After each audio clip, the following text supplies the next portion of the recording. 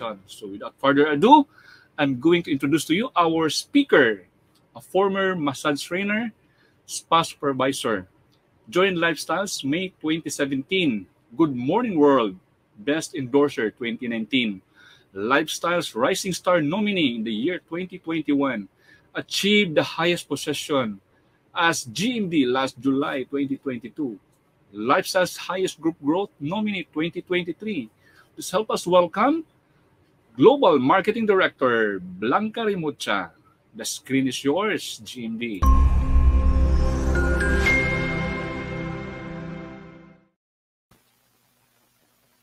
Good morning, world. Thank you for that warm introduction, Sir Ellie. Good morning, everyone. Good morning, world. Good morning, asset builders. Wow, it's been a long time. 1 year na pala. Nung nag-last mindset training ako via StreamYard. Hi, everyone. Good morning. Are you all excited? So, excited na ba ang lahat para sa ating National Gala? Ready na ba ang mga unkabogable attire natin dyan?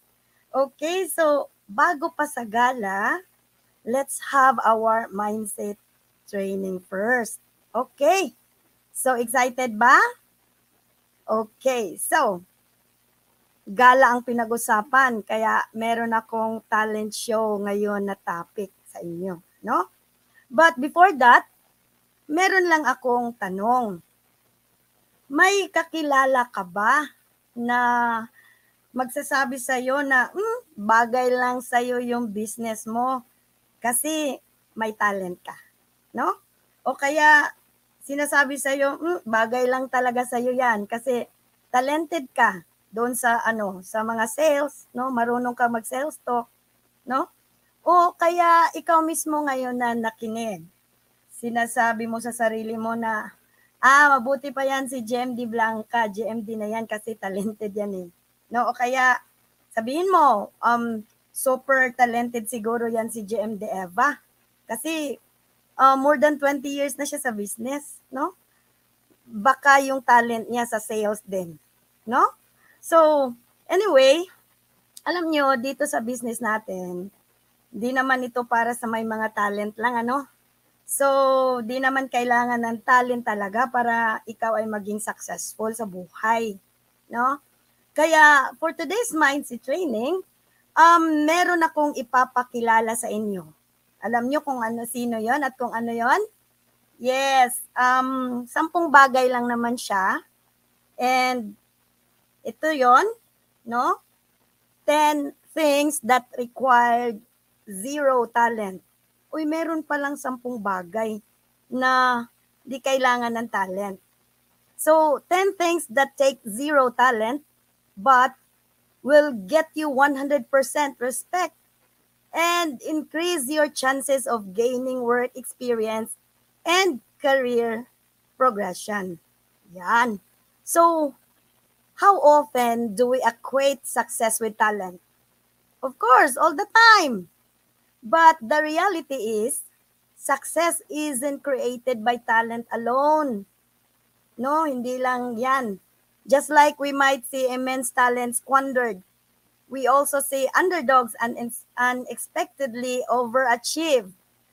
So here, I have here 10 behaviors that we can always control that required zero talent, yet have a huge impact on your success. So, ready na ba kung malaman kung ano yung 10 na yun? Of course, yes. So, being on time, yan yung number 1. Hala, on time. No? So, ano ba yun?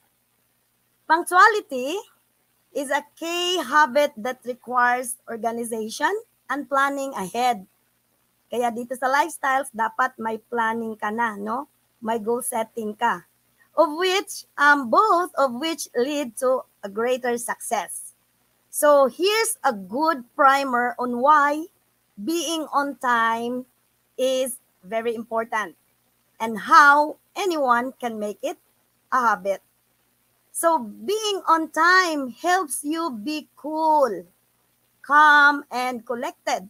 And you make a great impression by showing the other person you respect their valuable time. So by arriving early, you allow yourself a few extra minutes to think through your argument, and you appear more confident, poised, and in control. Now, ang tanong, kailangan ba ng talent ang being on time? So sa una pa lang, alam na natin hindi pala talent yan. Of course not. But nakakatulong sa iyo pag nakapaghanda ka sa sarili mo. No? Pag on time ka, no, sa mga bagay na kailangan mong ihanda, on time ka, ibig nga, para nga sa mga millionaire mind, no, yung mga mayayaman, time is gold. Sa mga taong busy, gusto talaga nila yung mga kausap nila on time. So, time is valuable resource. It is the most precious non-renewal commodity anyone has. So, ibig sabihin, talagang precious siya, mahal.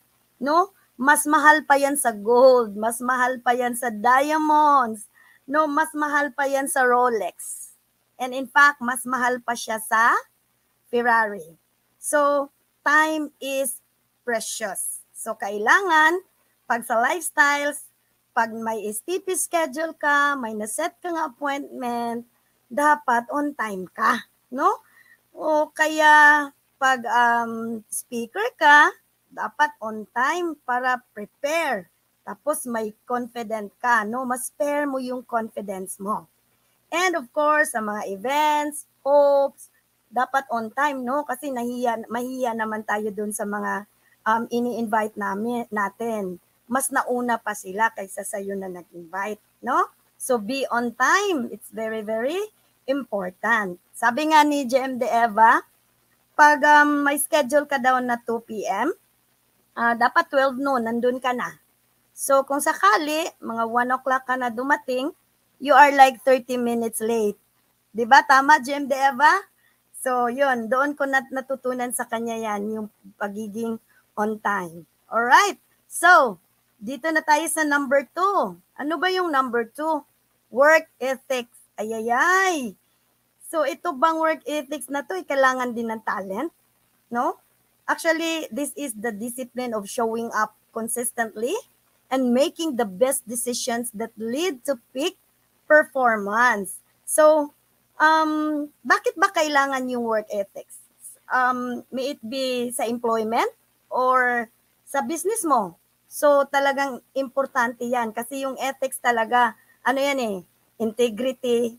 So, pagkatao mo yan, value, moral, no, you have the principle, of course, honesty. Yes, to work ethics, yes. And conscience, of course, meron ba tayo nito? No? Choice natin, fairness, responsibility. No, very, very important yung ethics. Kasi, ano yan eh, importante yan kasi meron tayong tinatawag na golden rule, no? Treat others daw as you would like to be treated, no? Kumbaga sa Bisaya, bara-ibara yan, no? Kung ano yung mga ginagawa mong hindi maganda, of course, maano mo rin yan kalaunan, no? So, dito nga, itry nating i-apply ito doon sa NDSO natin. Diba lahat tayo, aware tayo dito sa NDSO, diba? So, NDSO should be followed. Ano yung nandun sa NDSO? Tingnan ko nga kung meron ditong may isi-share kung ano yung nalalaman nila sa NDSO.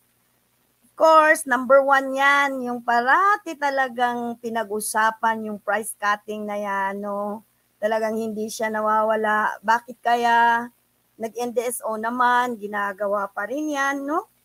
O di kaya yung cross-lining, no? Alam niyo yung ang asawa, yung mga ganyan na bagay na active pa, tapos alam mo naman na yan, may 60 days tayo dun sa na-STP mo, no?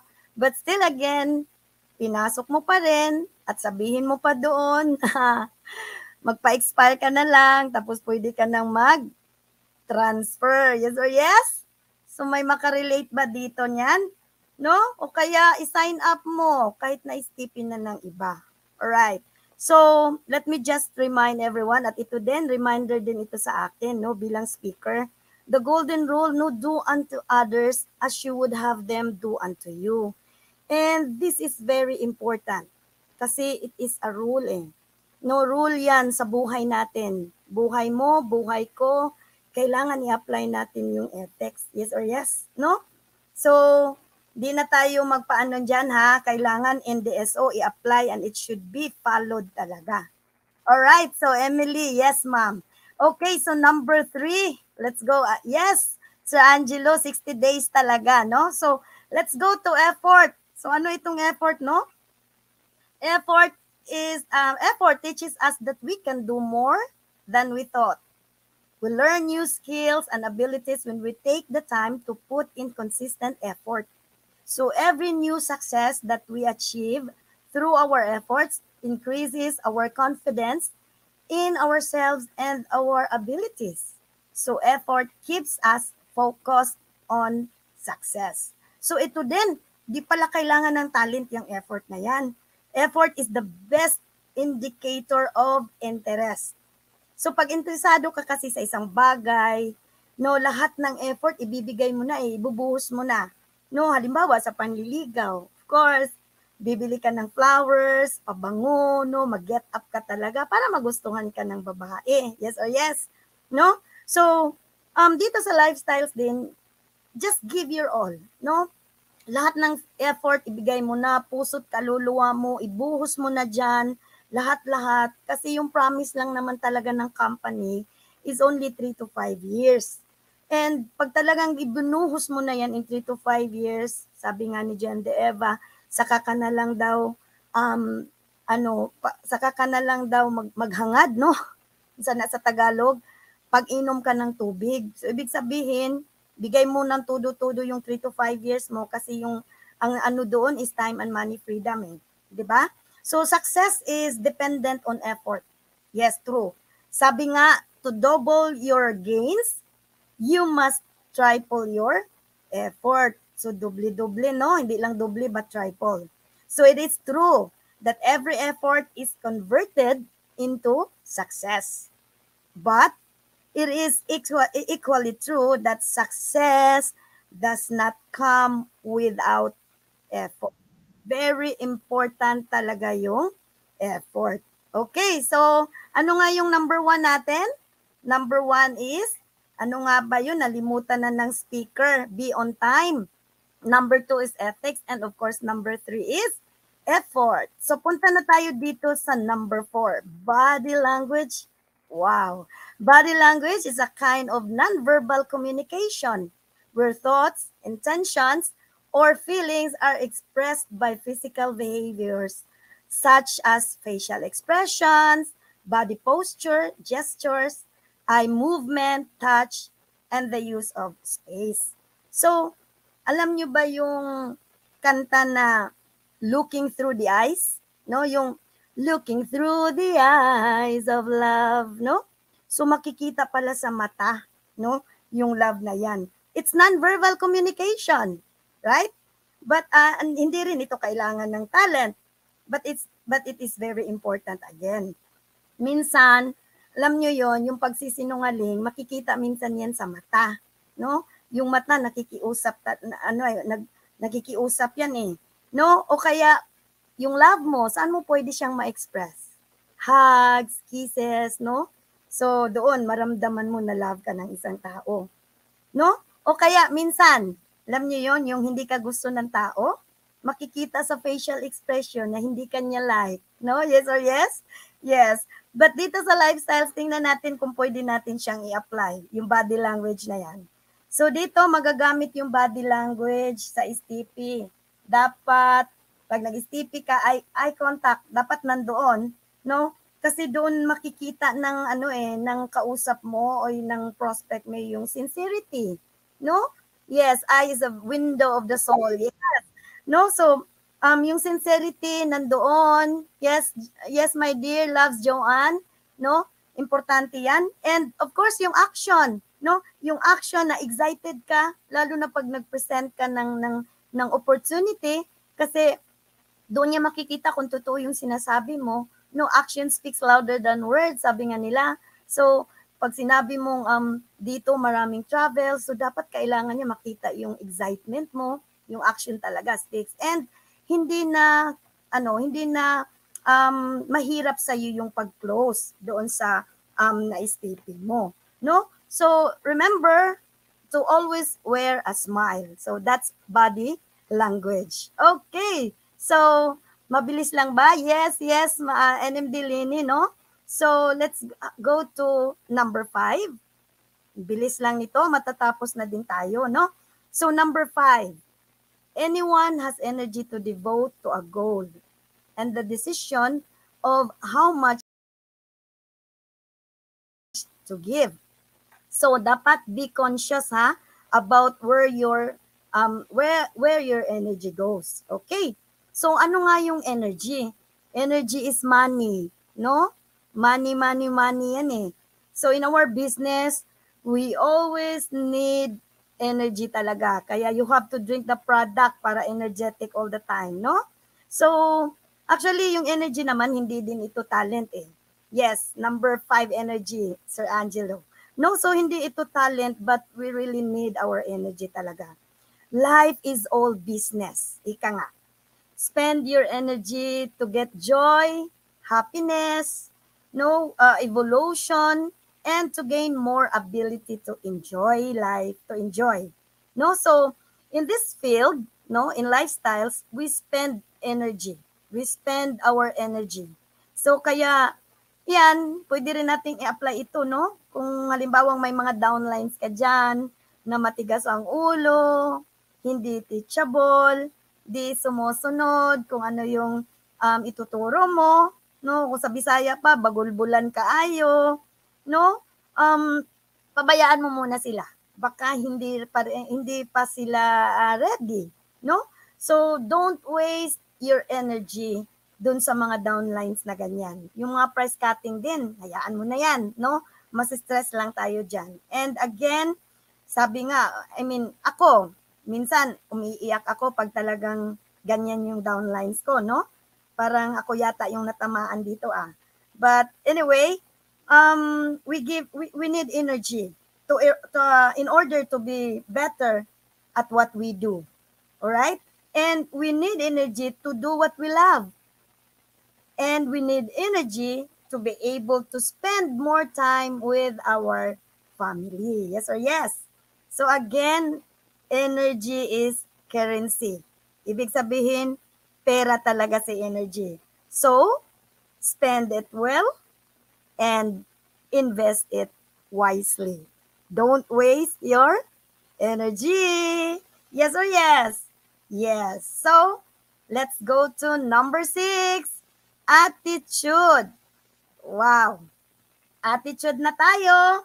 So again, no talent needed din ang attitude. But it has a big impact in our life. Attitude matters. No, always have a positive and excited attitude lagi kasi mag-a-attract kasi yan ng pera. But it's up to you to keep going. No one else can decide that. A great attitude maximizes the talent that you do have and offsets what you lack. No? Yung sinasabi mo parati na I cannot do, no? So ibahin mo na yan para mag-improve or mag-succeed ka dito sa lifestyles. Attitude changes everything, no? So always have an attitude talaga of gratitude, right? Gratitude is a divine emotion. No, baguhin mo muna yung ugali mo kasi it changes everything. Kung ngayon super negative ka pa rin dahil feeling mo matagal ka na sa lifestyles, wala pa ring nagbabago, wala pa ring nangyayari sa business mo or promotion. No, promotion mo na talagang inaasam-asam mo na. Pero bakit hindi pa rin siya dumating? No? So, you have to check your attitude. Baka may gusto lang. Sabi nga ni Jem de Eva, baka may gusto lang muna si Lord na baguhin mo, sarili mo, attitude mo. Kasi pag nagbago na yan at alam na ni Lord na okay ka na, equip ka na, so rest assured, ibibigay niya sa iyo yan. No? Ito kasi, ang dami-dami talagang magbago kung nagsisimula sa iyo ang pagbabago. Yes or yes? So, how to have positive attitude? Yes, kasi may attitude problem tayo. True.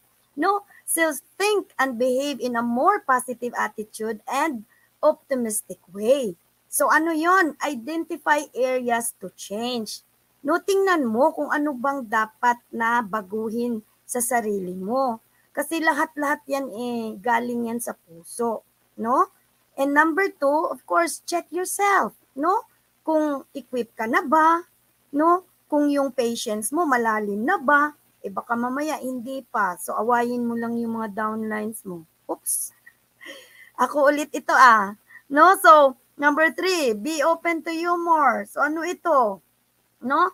Dapat di ka magagalit pag ikay pinagsabihan na may mali ka, ganyan. So, you have to be open, open dyan sa mga i-ano sa'yo sa mga co-lifestyler mo, no? So, pag sinabihan ka, just accept it na lang, no? And follow a healthy lifestyle. So, follow a healthy lifestyle, you have to drink our products. Kailangan healthy ka. Kasi alam mo, pag hindi kasi tayo healthy, bugnutin ka No, ang pangit ng ugali mo. Totoo 'yan. Kasi ako nung nagkasakit ako, ganun Ayaw kong makipag-usap ng tao at ayaw kong makikita yung tao na masaya. Galit ako sa mga taong masasaya kasi yun nga, hindi ako healthy nung time na yun. No? So, health is very, very important. And of course, surround yourself with positive people. Kailangan yan. No? Go with the positive and successful people kasi para matakdan ka ba, no?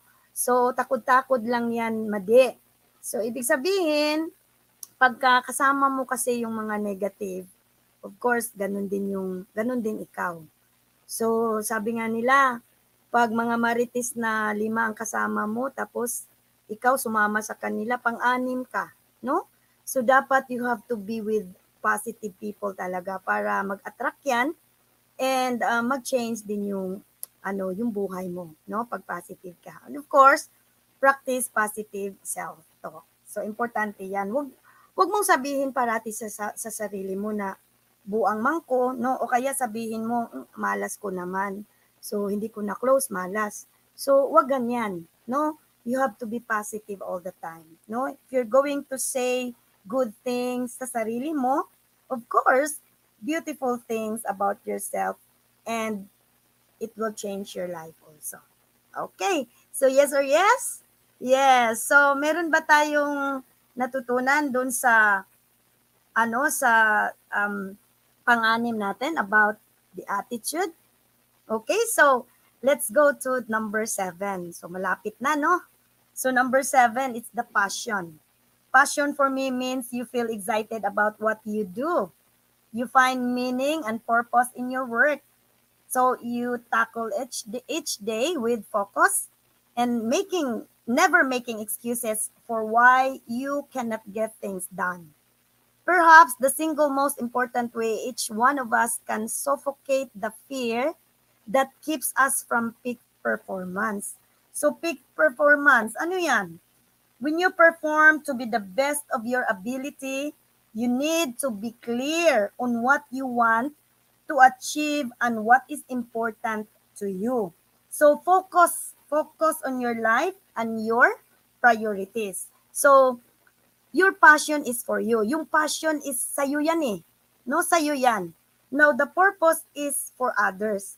Yung kung ano yung passion mo, passion to change lives, doon sa mga downlines mo, yung passion mo to share the opportunity, no? Kasi once na share mo yan, makikita mo yung purpose na hindi lang para sa'yo, but purpose para doon sa ibang tao, no? So, sa example, ako, I am very passionate about my lifestyle's mission, no?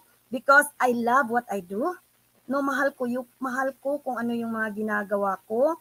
And I have a steady source of motivation that drives me to do my best. This passion of helping people better will always lead me to challenge myself daily and learn new skills that help me to do better work. So, importante pala yung passion, no? Talagang dapat nandun yan sa puso. Alam nyo, pag nandito ka lang sa lifestyles at hindi mo alam kung anong purpose mo, wala kang passion, di mo love ang ginagawa mo, so there is no room for you to learn, no? And of course, di ka magtagal. Di ka talaga magtagal dito, no? At hindi mo alam kung hindi ka magtagal kung hindi mo talaga alam lahat kung ano yung purpose at kung ano ang passion na meron ka, no? So, ito nga, it is a beautiful thing when a career and a passion come together. Napakaganda. Kasi magbibigay yan ng magandang bunga, no? Pagkasama sila. Love and passion. Alright. So yes or yes, dito na tayo sa number 8. Ano yung number 8 natin? Be coachable. So ability to be coached. Anyone can become a better listener, learn from feedback, and embrace the success of others.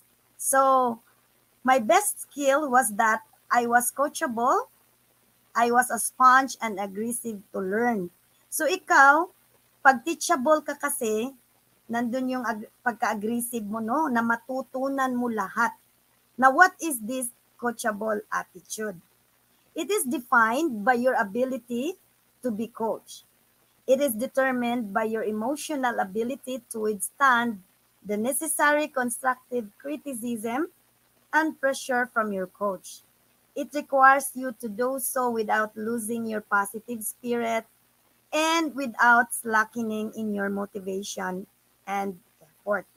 So, kahit na na-pressure ka na, no, alam mo naman si upline, pag meron niyang ituturo sa'yo, meron siyang gustong maabot mo, dapat yes ka lang. Yes, no?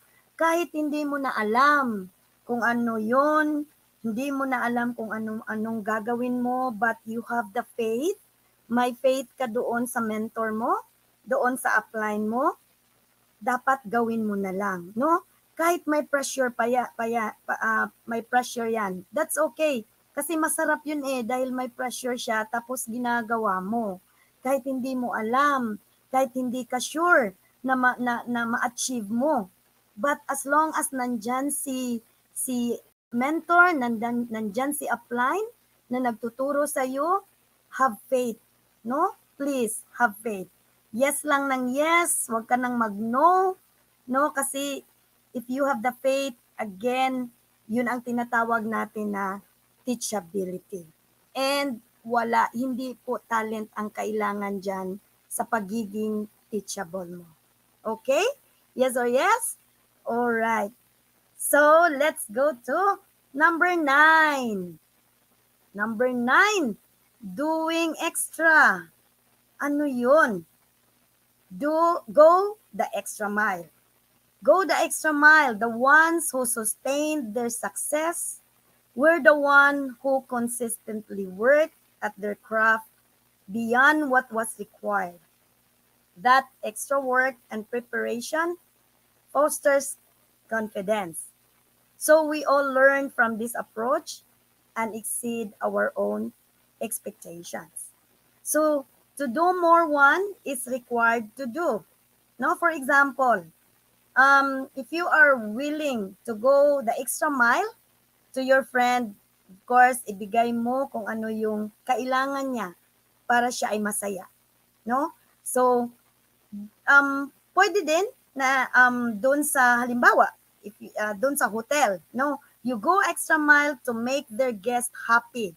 Yung satisfaction ng customer. You have to go extra mile. And ako noon, nung massage trainer ako no, for the longest time. So I always give my effort talaga. I always go extra. No, ituturo ko lahat kung ano yung ituturo ko lahat ang maayos, kung anong mga skills na meron ako, kasi alam ko na pag naibigay ko yan doon sa mga trainee ko, no? Marami kaming guest doon sa spa namin. At alam ko, pag maraming guest, of course, malaki ang kita, no? So, dito sa lifestyles, you have to go extra mile also, no? Always deliver more than expected. So, ano yon? Kung ngayon, halimbawa, bagong sign up ka, no? For example, di ka nagkapag-umpisa doon sa 60,000. Doon ka lang sa doon ka lang sa 2,000, and then you have this great mentor na tinuturuan kang maging direct distributor in 30 days, and nakahanap ka ng isang leg na DD na rin. So why not go extra, no? ERD mo na. So kailangan na lang ng isang leg yan, no? So ngayon, pag nasa kalahati ka pa lang, of course, tingnan mo, baka pwede mo pang i-promote ang sarili mo as executive director. So you have to go extra mile. Stay focused on being productive. Yan lang naman talaga ang kailangan. Focus, no? It can be really easy to get off track during the work day. So, work day, if 8 to 5 ka or 6 o'clock in the morning, alis ka na, huwag ka munang uuwi, no? Hanggat hindi mo makukuha yung gusto mo. So, work beyond 8 to 5 o pwedeng gawin mong 8 to 8, no? 8 to 10, depende sa'yo, no? Pag sa STP naman, 3 to 5. So, why not make it 6 to 10 para mas marami, di ba? So, if you go extra mile, so go for it lang. The future is promised to no one, no? If you go extra mile, alam ko may mararating ka malayong malayo. So, alam nyo ba, pag nandun ka na sa tuktok, hindi po siya crowded. So, lahat po tayo kailangan nandoon sa itaas. Yes or yes? Yes. So, matatapos na. Let's go to our number 10. Ano yung number 10? Be prepared. So, ano yung kailangan nating paghandaan? Ito. Only you can give yourself the time and space to be as ready as you can be. Make it a habit, and you will make the most of your talent. There is great truth in saying, by failing to prepare, you are preparing to fail. So, remember, in life, sometimes we win and others will lose. But more importantly, every time we do, either we gain experience, we grow and reach greater heights. So the best way to prepare for failure is to find acceptance in all the above. Alright? So, ano yung 10 things that required zero talent? No? 10 pero hindi kailangan ng talent. Ano yon? Number 1, being on time. Number 2, work ethics, effort. Number 4, body language. Number 5, energy. Number 6, attitude. Number 7, passion. Number 8, be coachable. Number 9, doing extra. And number 10, being prepared. So, hindi siya kailangan ng talent, but let me remind everyone na ito ay isang gift. Mga bagay na bigay sa atin ng Panginoon, no? And kailangan natin siyang gamitin para tayo ay mag-succeed sa buhay. Yes or yes? So, your game changer takeaway, ano yon? Remember that talent is never enough. The best of the best don't rest on what they were born with. So, they dig down to get the most they can. Try these 10 things, no? O kaya kung hindi naman agad yung 10, just one, pwede na. And over time, it will pay off. Yes. So, to be open-minded to change, plus enough dedication, no failure will ever hold you down if you just tell yourself, this is just one small step, but the next, I will bring the experience it has taught me and rise. Okay? So, yan yung 10 na yan. Yes, you're welcome. I am Di Palma. No, I am Di Marivic. Nung binigay sa akin, anong hiningi sa akin ng, na mag-mindset training ako, wala akong alam kung anong bibigay ko kasi galing pa ako sa biyahe. But I just asked the Holy Spirit. Sabi ko, bigyan mo ako ng topic na magamit namin doon sa business namin. Thank you, Jem de Eva. Ito lang ang sasabihin ko, no? Bago tayo mag-close. Tandaan natin na lahat ng talent na meron tayo ngayon, bigay sa atin ng Panginoon yan. And it's a gift. As I've said, it's a gift. Ang tanong ko ay, are you using it? Yung gift na yan, ginagamit mo ba? Ginagamit mo ba para sa buhay mo? Para sa sarili mo? Yes, we have to use it para tayo ay magiging successful. Use it, and if not, you have to start. And start it now, because now is also a gift. Thank you so much. I'm done, and I hope I can serve you. I give all this for the glory of our God and with Jesus Christ and Mama Mary. Thank you, and God may praise forever.